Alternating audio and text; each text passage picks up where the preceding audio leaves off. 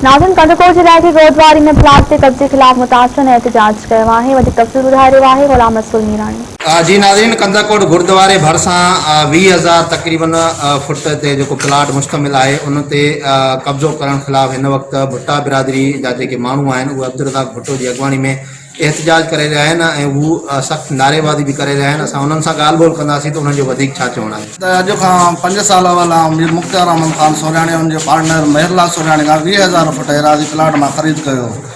उनजे बावजूदि हिन वक़्तु मूंखे हिन प्लाट जी पहिरियां माप ॾिए पियो न छा हिन वक़्तु मां जॾहिं हुन सां फ़ैसिलो कयुमि सरदार मीर लियाकत अली ख़ान मलिक वटि फ़ैसिलो बि असांजे हक़ में थियो।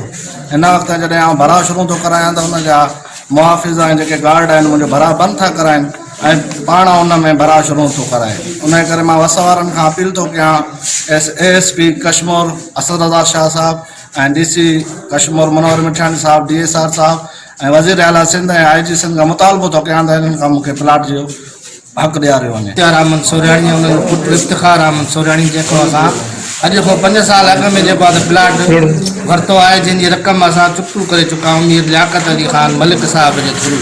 मीर लियाकत अली मलिक साहब फ़ैसिलो बि कयो, उहो फ़ैसिलो बि असांजे फेवर में आयो आहे। तंहिं हूंदे बि मुख्तार अहमद सोराणी ऐं उनजो पुटु इफ्तिखार अहमद सोराणी मुख़्तलिफ़ माण्हुनि सां असांखे धमकियूं ॾिवाए थो, वधि में वधि जेको आहे त चुप कराइण जी कोशिशि करे थो ऐं असांखे पंहिंजे हक़ खां महरूम रखियो वञे थो। बस वारनि खां असांजो इहो ई मुतालबो आहे त महिरबानी करे असांखे पंहिंजो हक़ ॾियारियो वञे ऐं ज़ालिमनि जे ज़ुल्म खां असांखे बचायो वञे।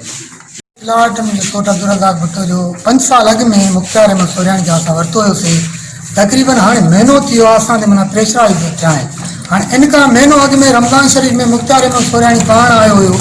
उहो जेको असांखे माप बि ॾेई वियो प्लाट जी हर शइ ॾेई वियो आहे। असां वटि स्टाम्प मां बि हर शइ लिखियलु आहे। हे ॾिसो तव्हां पाण हर शइ असां वटि आहे। तंहिं बि जेको आहे असांखे उन मुख्तार अहमद सोराणी पाण आयो आहे। तंहिं बि माप ॾेई वियो आहे। वरी जेको आहे ॿिए ॾींहं ते असां जेको आहे प्लाट ते भरा करायूं था, वरी किराए जा गुंडा मोकिली करे असांखे धमकी ॾिए थो छो त कब्ज़ो जेको आहे बंदि कयो प्लाट जी माप न थींदी। हर शइ जेको आहे सिस्टम मुंहिंजो आहे, प्लाट असांजो आहे।